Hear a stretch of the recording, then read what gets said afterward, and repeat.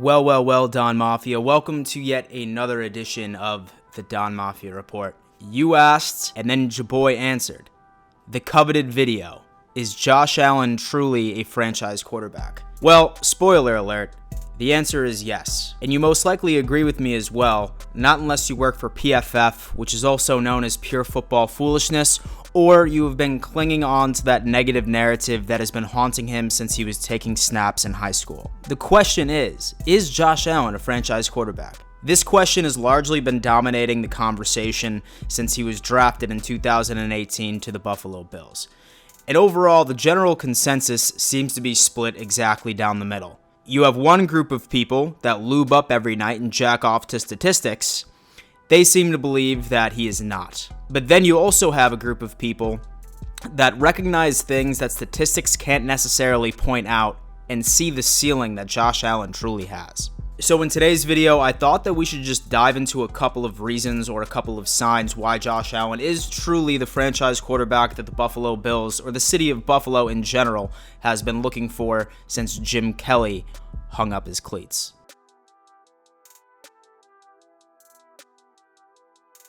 The accuracy issue is probably the biggest argument that Josh Allen haters have in their arsenal. In fact, I'm willing to bet that the majority of the haters have already left a comment or are starting to leave a comment right now, being like, Dan, he's never completed 60% of his passes. Dan, he can't hit on the deep ball. Dan, I'm a little dick bitch boy. And hey, that's completely fine. Dumbass or not, each and every single person is entitled to their own opinion. I mean, statistics don't lie. But while they don't lie, they also mislead. Now, Allen's first year was less than spectacular. His first year, he only completed 169 of 320 passing attempts and finished with a 52.8% completion rate, which at that point was the worst in the entire league. Now, statistically speaking, there is absolutely no excuse for numbers like that. But there are a lot of things that I do want to point out. Number one, Josh Allen was never meant to start his first year in the NFL. Right in my opinion, the Buffalo Bills should have kept Tyrod Taylor on a restructured one-year deal to allow Josh Allen to sit behind him and learn from him. Unfortunately, as you all know, that did not happen. And Josh Allen was thrown into the Wolves legitimately the very first game of the NFL season in 2018, once the second Nathan Peterman experiment went up in flames. Right on top of that, he was behind probably the worst offensive line in the NFL at the time. I mean, was purely Swiss cheese. And then receiving cores that should be playing in the XFL right now.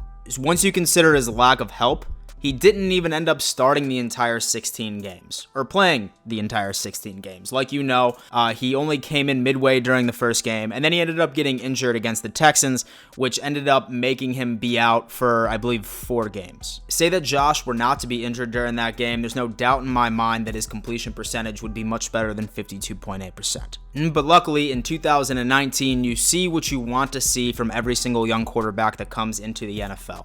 Improvement. And that's exactly what Josh did. In fact, he improved in just about each and every single statistic that's known to man. He really made the adjustments in the offseason that were necessary to take that next step. Last season, Josh completed 271 of his 461 passing attempts for a 58.8% completion rate. And I know, Dan, that's still not 60%. That's still one of the worst in the league. But there were a couple of factors that led to that final completion percentage. Little do you know, the Buffalo Bills recorded 31 drops in 2019. Believe it or not, more drops than in the 2018 season from that XFL roster of receivers we had then.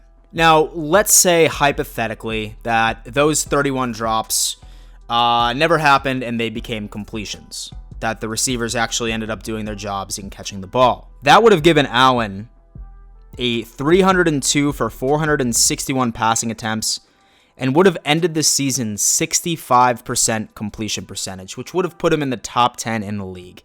Now, I know what you're thinking. Dan, it's completely realistic to think that a team can go an entire NFL season without having drops. So hypothetically, let's just cut that number in half. Say that only 15 were brought back to become completions, then Josh Allen would have finished the season's 62% completion rate. And Let's even go further. Let's say that Dawson Knox caught all 10 of his drop passes in 2019, then Josh Allen would have finished at 60% completion rate. And see where I'm getting at? And right on top of those drop balls, you also need to consider the amount of times that Josh Allen needed to throw the ball away, which was because that the receivers just could not be open, or so it was just a shitty play call. Regardless, that's an indicator that we should be happy that our young quarterback has sort of adopted. Now we know that he's starting to make better decisions, and so not trying to fit a tight-ass spiral right in between triple coverage to John Brown. He's growing mentally, which is something we all want to see. So while your precious statistics may not indicate that Josh Allen showed a significant improvement in his accuracy, he without a doubt did. And his improvement is a night and day difference from 2018 to 2019. Once the Bills truly get a number one pass option and we limit those drops, then the Bills' pass game is about to be scary in 2020.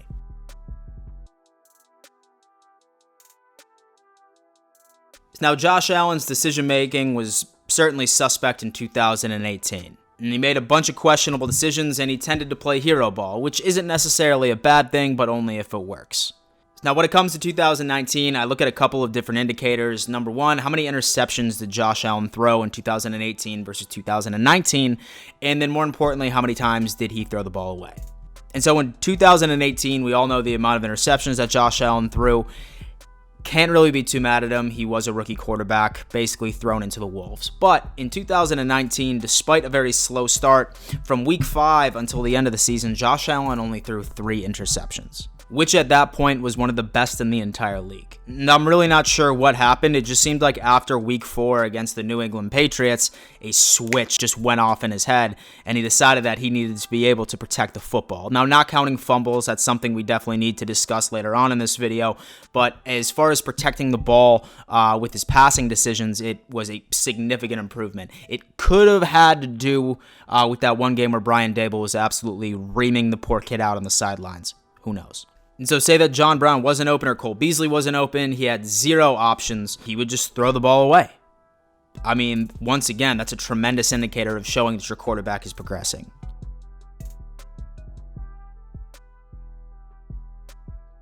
Now, I know, whenever you say somebody has heart in sports, it normally means that they suck. Like, oh, little Johnny, he struck out every single at-bat for the past 3 years, but he's got heart. It's dumb, but not in this case. And luckily for Josh Allen, he has the physical attributes and the talent to be able to back up this. And I think the best way to describe this is pointing out 2 plays, very similar situations, but exactly how the quarterback ended up sort of handling it. Recall back to the 2015 Super Bowl, the Carolina Panthers and the Denver Broncos. Cam Newton dropped back, and he ended up having a strip sack. Rather than diving at the ball, he just sort of said, fuck it, you can have it, doesn't matter, we're on, the Broncos 15-yard line, whatever, who cares? And then I want you to look at the Thanksgiving game, where Josh Allen fielded a terrible snap, and rather than giving up, he dug under a pile of 300-pound men, dug it out, and forced his way to get that first down. And you can also recall a similar play that happened in Foxborough as well. You can say whatever the hell you want to say about Josh Allen, but you can't say one thing, that he doesn't want to fucking win. And it doesn't matter what the odds are, Josh Allen is stepping out into the field and giving it his all, no matter who the opponent is, no matter what the deficit is. And believe it or not, that mentality actually translated into statistics for all of you statistic masturbators out there. Josh Allen in 2019 had 4 fourth-quarter comebacks and 5 game-winning drives. Besides the Philadelphia Eagles game, there really wasn't a game throughout the entire season where I thought that the Bills did not have a chance to come back and win. That's a feeling that as a Buffalo Bills fan, I have not had in my entire life, basically.